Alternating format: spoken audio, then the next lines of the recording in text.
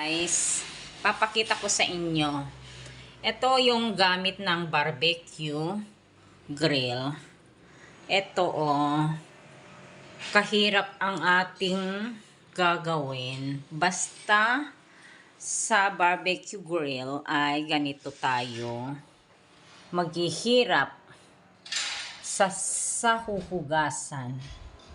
Sobrang hirap, guys. Pero wala tayong magawa kasi nga ay nag-barbecue grill tayo. Kaya, ayan. Yan ang mga gamit ng barbecue grill. Tapos dito, yung mga iba pa niyang sa grill. Napaka hirap gawin. Pero, meron akong isasuggest na panlinis para madalian tayo.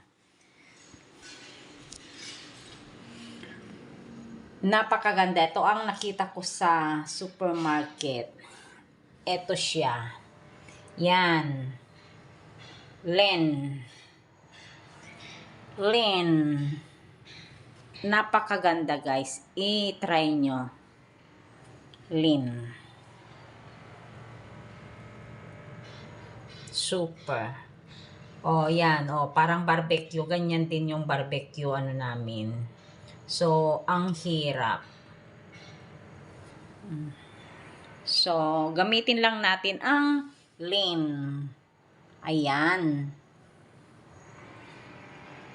Para madalian tayong maglinis sa mga barbecue grills natin. Ayan, mga iba. Diba? Sa dami.